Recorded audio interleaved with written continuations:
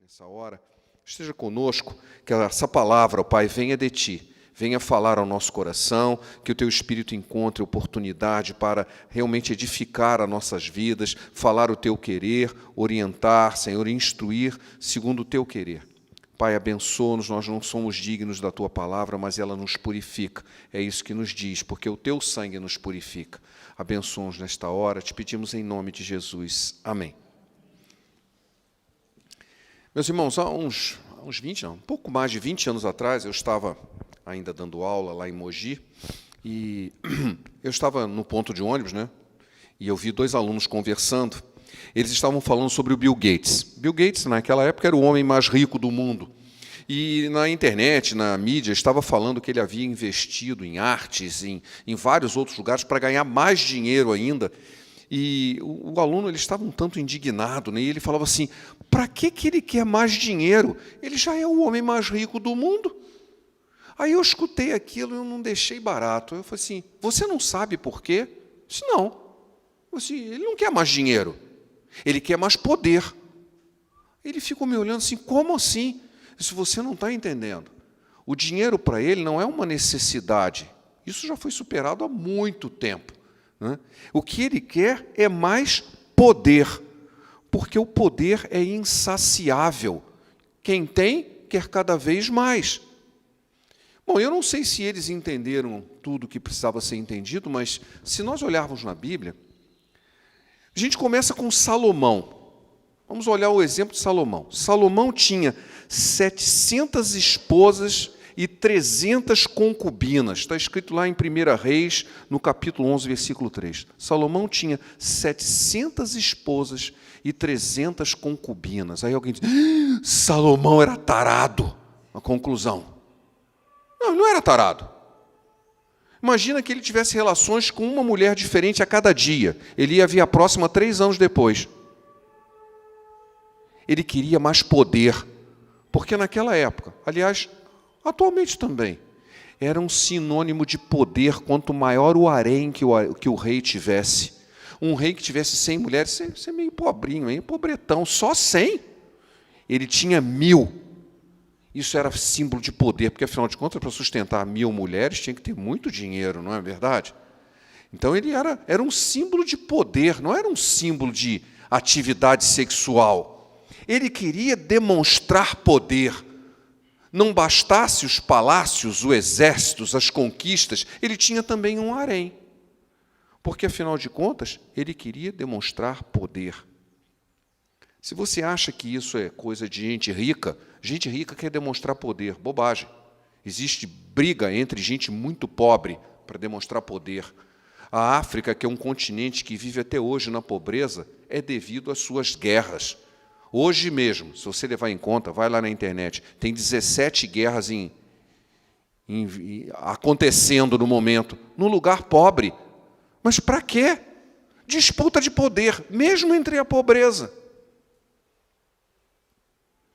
Agora mesmo, no nosso coração, entre nós, está sendo jogado um jogo muito perigoso, o jogo do poder. Em Abacuque 1:11, que é o tema da mensagem de hoje, há um texto que pouca gente conhece, que diz assim, fazem-se culpados aqueles cujo poder é o seu Deus. Está aqui escrito? Então passaram-se e seguem, mas eles são culpados, eles cujo próprio poder é o seu Deus. O poder se torna Deus. Será que eu estou fazendo isso? Bom, quando você olha um jovem que está procurando emprego, aí ele diz assim, qual é o critério que eu vou escolher? Eu já passei por isso também. Quando eu estava no 3º ano da graduação, o básico, para quem faz engenharia, é igual para todo mundo, só no 3º ano é que você separa as especialidades. Então, no final do 2º ano, as diversas especialidades faziam propaganda para os alunos que saíam do básico escolherem qual era o curso. Haviam 9 cursos diferentes. Então, um chegava e disse assim, se você vier para o meu curso de metalurgia, você vai trabalhar com isso. Se você vier... Aí chegou o cara da área de engenharia civil. Ele falou assim, eu não vou fazer propaganda de nada, eu vou mostrar aqui os salários. Aí ele mostrou um monte de propaganda. Propaganda não, é chamado de emprego no jornal, que naquela época tinha, né? Ele ofereceu pelo salário. Os salários mais altos são dos engenheiros civis, pelo menos naquela época, agora eu não sei. E as pessoas decidiam pelo salário. Onde que eu vou ganhar mais? Teve um que disse assim, não, eu quero ser político. Eu vi um cara que disse assim, eu vou fazer o ITA porque eu quero ser político. Eu disse, mas você não devia fazer a Fundação Rio Branco? Não, mas é porque é importante, eu quero alcançar importância. Então, na verdade, o que estava em jogo ali? Não uma carreira, uma profissão. O que estava em jogo ali era o poder. Quanto de poder eu vou angariar? Seja isso em dinheiro, em fama, em influência política ou influência qualquer outro tipo. Há uma necessidade de busca pelo poder. Quando você se incomoda de que o vizinho comprou um carro mais caro e melhor do que o seu, e isso te incomoda, você está fazendo esse jogo. Eu lembro que quando eu preparei essa mensagem, e isso foi no ano de 2000, junho de 2000, preguei essa mensagem em 23 de junho de 2000, em 20 anos quase. O pastor da igreja onde eu preguei essa mensagem, ele tinha um carro 1.0. E eu falei para ele, não, porque tem certas pessoas que acham que ter um carro 1.0 é coisa de pobre. Tem que ser um carro possante, 2.0, 1.8, um negócio assim que ronca, faz uns barulhos diferentes, tem potência. Na semana seguinte, ele vendeu o carro dele e comprou um carro importado. E não conseguiu pagar, claro. Por quê? Porque era importante. Como assim? 1.0, isso é coisa de pobre. Está fazendo o jogo do poder. Eles querem mostrar que eu estou podendo. Eu estou podendo. Eu prefiro ser o rei da favela, mas eu não quero ser o cidadão de um palácio, porque não tem muito valor. Uma vez eu vi uma ilustração que eu já mencionei aqui. O sujeito quer ser a cabeça da lagartixa, mas ele não quer ser o rabo do jacaré. Ora, o jacaré é um rabo enorme, mas é o rabo. Eu quero ser a cabeça. Pode ser de uma lagartixa, desse tamanhozinho assim, mas eu quero ser a cabeça. Eu fui feito para ser a cabeça, quero ser o poder. Esse jogo de poder vem sendo jogado no coração de muita gente. Está se fazendo Deus o poder. O seu Deus é o poder. Isso é muito triste. Consequências terríveis. Recentemente passou na internet, na televisão, um jogador de futebol, de que ele chegou até à seleção brasileira. Ele morava dentro de uma BMW, ele tinha um carrão, uma BMW, carro na época famoso, mas ele não tinha onde morar, porque todo o dinheiro dele era gasto em festas, assim, e ele chegava de carrão. Só que na mala estavam as roupas dele, porque aquela era a casa dele, ele não tinha onde morar. Mas ele tinha uma BMW, ele participava de festas luxuosas, todo o dinheiro dele era gasto para ele aparecer. E ele virou um mendigo depois disso, porque o seu Deus era o poder. Na Bíblia nós encontramos um monte de casos onde isso acontece. Eu li um livro que fala muito bem sobre isso, que se chama Síndrome de Lúcifer. O que aconteceu com Lúcifer? Ele se achou que ele podia ser igual a Deus.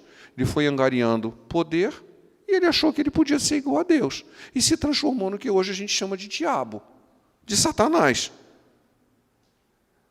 Esse síndrome acontece com todo aquele que não sabe lidar com o poder.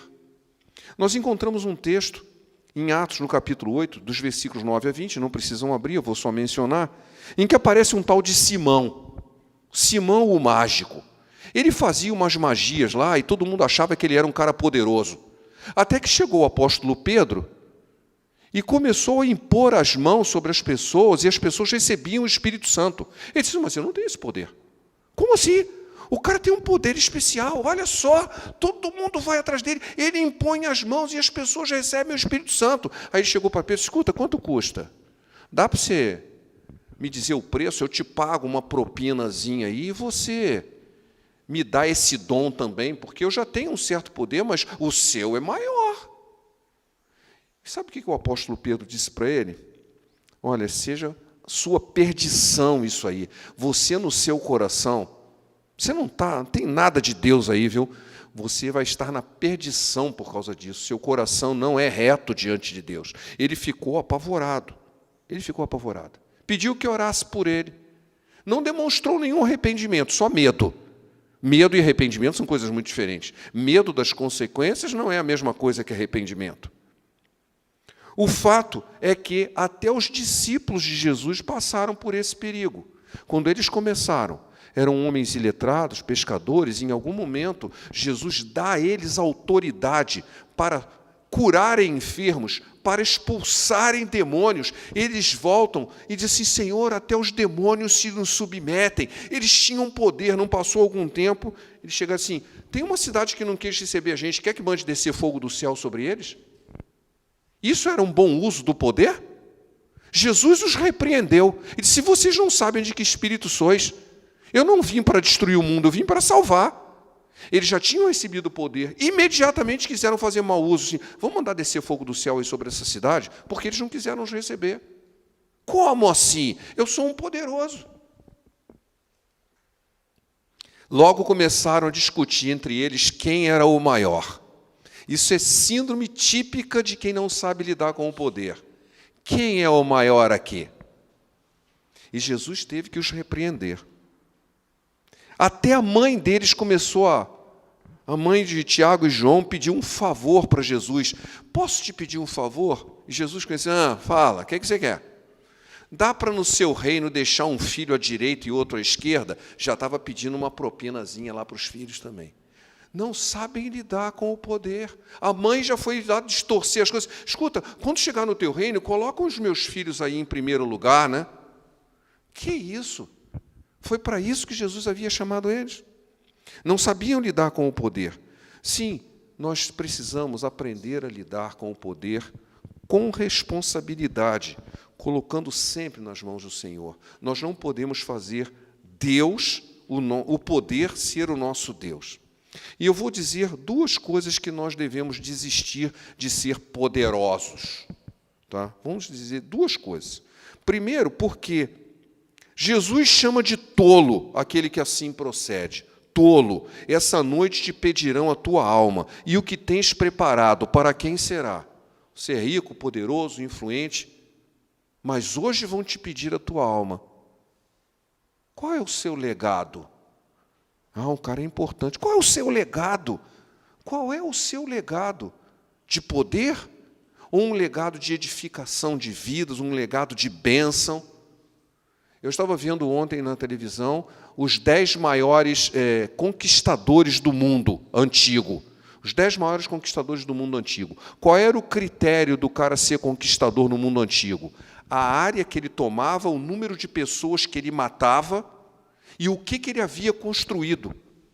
Eles não construíram quase nada. Mas o principal deles, o número 1, que eu acho que pouca gente sabe, o segundo, número 2, número 3, Júlio César. Número 2, Alexandre o Grande. Número 3, Gengis Khan. Nunca ninguém ouviu falar desse cara. Pelo menos os que não estudam mais história, né? Gengis Khan é o maior conquistador do mundo antigo. Por que ele é o maior conquistador do mundo antigo? Foi que ele matou mais gente. Isso é um critério? Qual é o legado que você deixou de destruição? De coisas que são consideradas pela Bíblia, que não são virtudes, são defeitos, são pecados? Tolo, essa noite te pedirão a tua alma, e o que tens preparado, para quem será? É uma tolice você colocar o poder como seu Deus, porque um dia você vai estar na presença daquele que é todo-poderoso, e ele vai perguntar assim, qual foi o legado que você fez disso tudo que eu te deixei? Jesus disse, olha, quem muito foi dado, muito será cobrado. Você tem poder, você tem habilidades especiais, o que você fez dela?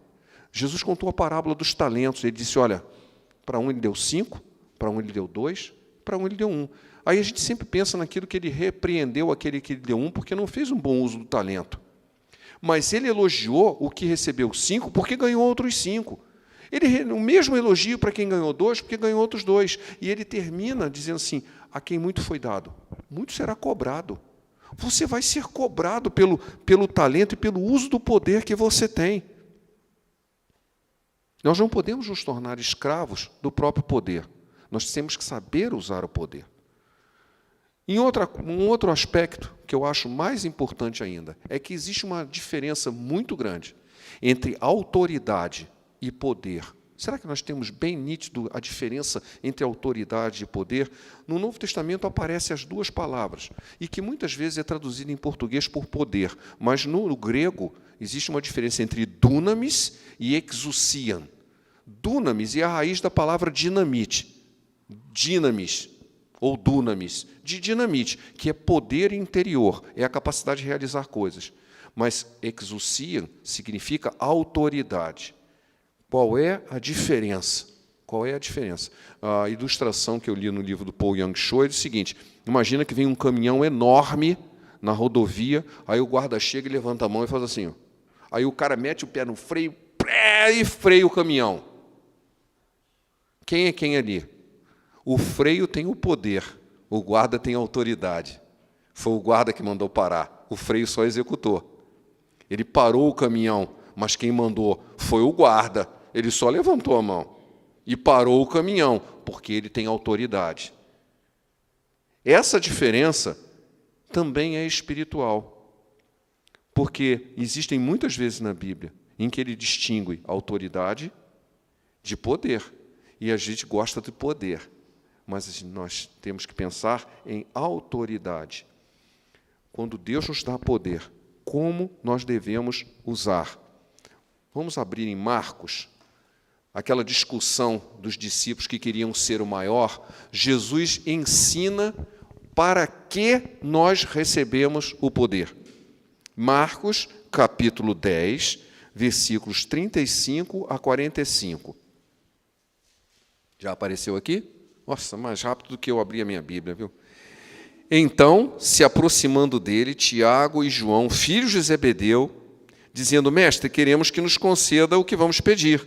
Ele perguntou: o que queres que faça? Que nos permita que na tua glória nos assentemos um à tua direita e outro à tua esquerda. E Jesus lhe disse: não sabeis o que pedis. Podeis vós beber o cálice que eu bebo e receber o batismo com que eu sou batizado? Eles disseram: podemos. Podemos nada, eles não tinham a mínima ideia do que estavam falando. Mas, enfim, tornou-lhe Jesus: bebereis o cálice que eu bebo e recebereis o batismo que eu sou batizado. Quando, porém, o sentar-se à minha direita e à minha esquerda, não me compete concedê-lo, porém é por aqueles a quem está preparado. Ouvindo-se isso, indignaram-se os 10 contra Tiago e João, ou seja, já começou a criar encrenca. Que história é essa que vocês querem ser melhor do que a gente, né? Mas Jesus, chamando-se para si, disse: sabeis que os que são considerados governadores dos povos têm-nos sobre domínio, e sobre eles os seus maiorais exercem autoridade. Mas entre vós não é assim.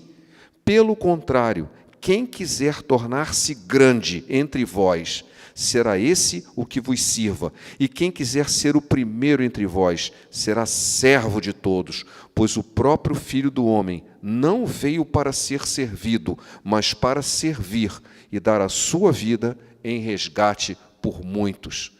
Essa palavra é maravilhosa, mas muitas vezes a gente não quer dar atenção para ela. O poder que Deus nos dá é para servir e não para ser servido. O poder a ser usado por Deus, de Deus para ser usado por nós, era um poder para servir e não para ser servido. Em 1 João 1,12, nós encontramos um texto também, Evangelho de João 1,12, diz assim, aliás, vamos começar no 11, né? Veio para o que era seu, e os seus não o receberam, mas todos quantos receberam, deu-lhes o poder de serem feitos filhos de Deus, a saber, aos que creem em seu nome. Nós recebemos o poder de sermos filhos de Deus. Então, aquela conversa assim, todo mundo é filho de Deus. Não. Nós somos todos criaturas de Deus.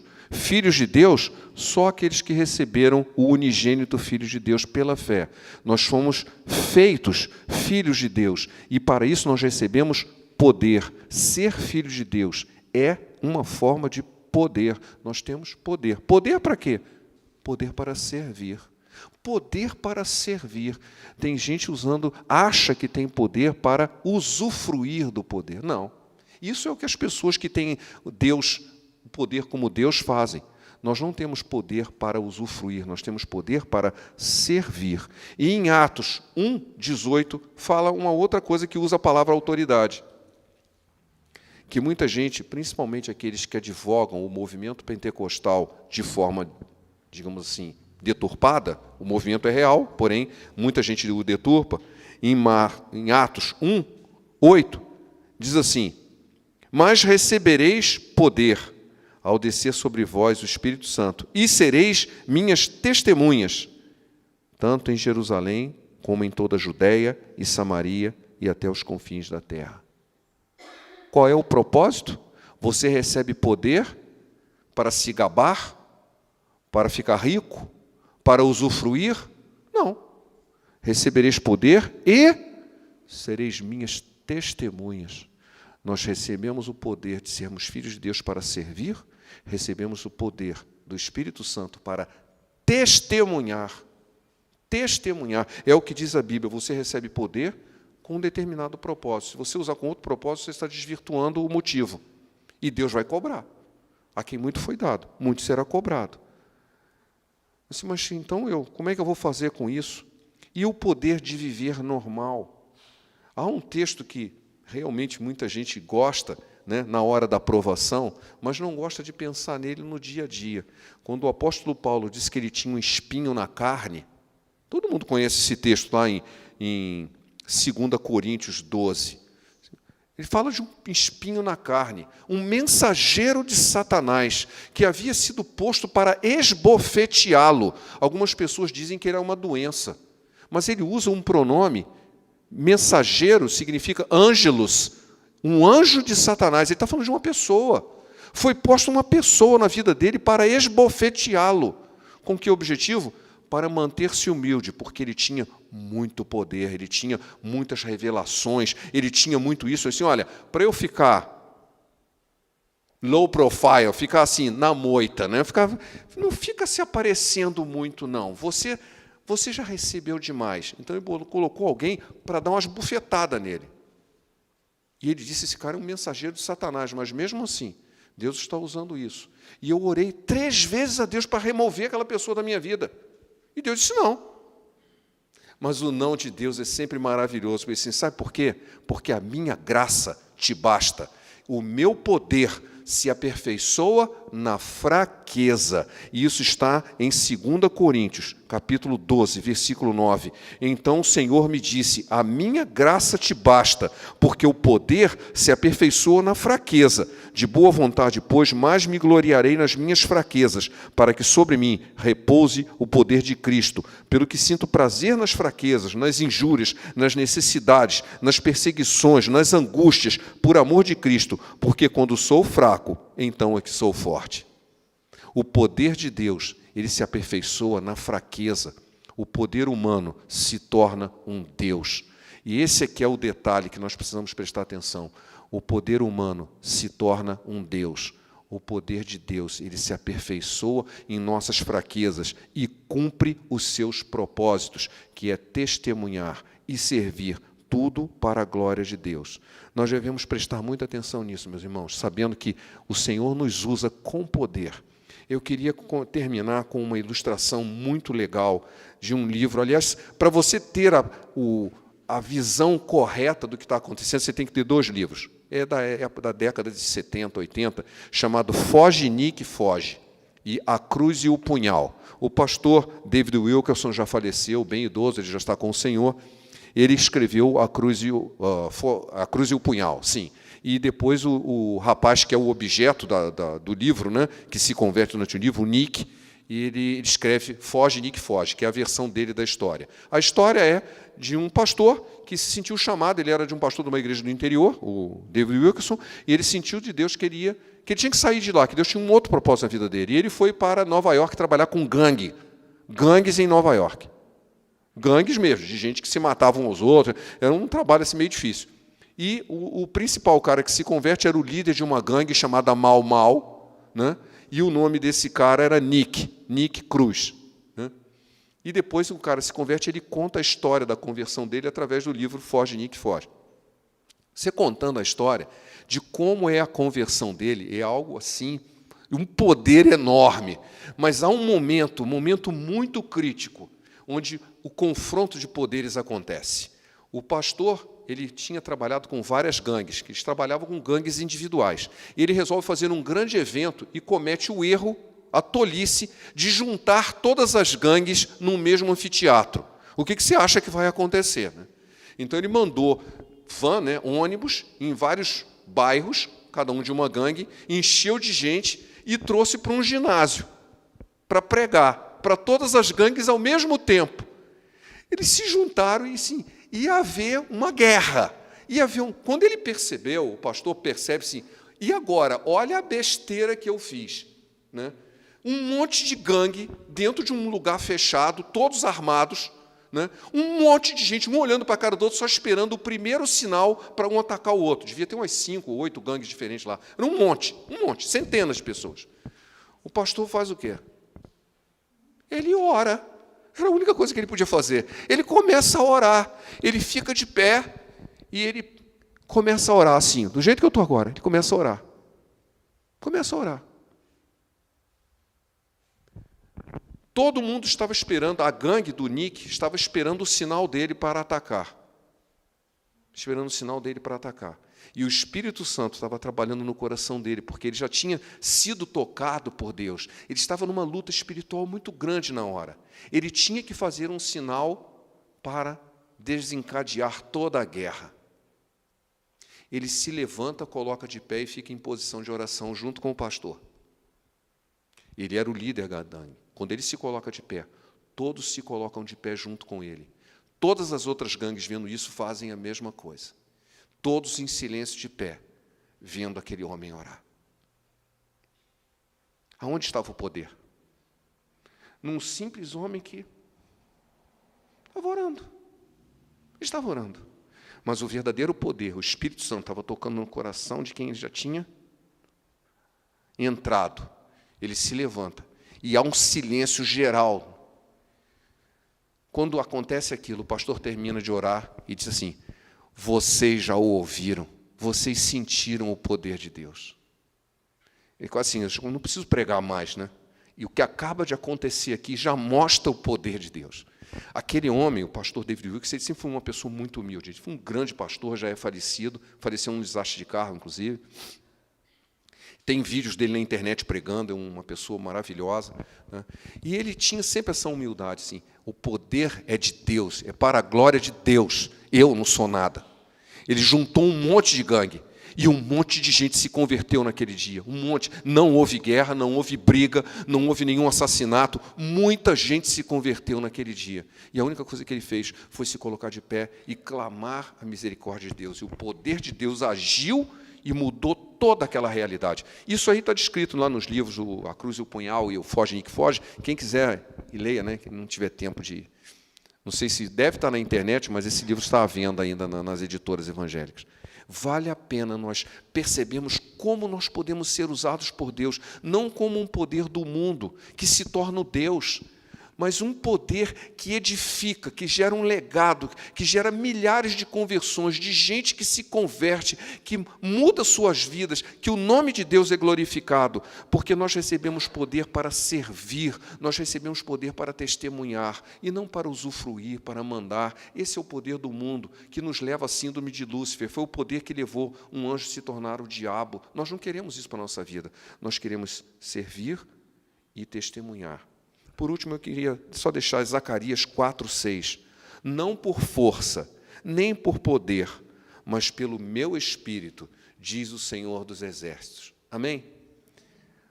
Pai, nós ouvimos o Teu chamado, ouvimos a Tua voz, e nós queremos ser servos, ó Pai. Nós não queremos ser governadores, não queremos exercer o poder para mandar, porque o Teu Filho veio para servir e não para ser servido. Toca o nosso coração, ó Pai, que possamos entender que o poder do mundo se torna o nosso Deus e nos desvia da trajetória que Tu tens para nós, dos propósitos que Tu tens para nós, que o poder que está em nós de sermos Teus filhos, o poder que temos, ó Pai, de termos sido lavados pelo sangue de Jesus, termos a vida restaurada pelo Teu poder, é um poder para servir e testemunhar, que através desse poder, dessa habilidade, dessa bênção, dessa graça que nos tem dado, possamos alcançar outros para virem também estar diante dos Teus pés e Te adorar como Tu mereces, ó Pai. Tudo isso te pedimos em nome de Jesus. Amém.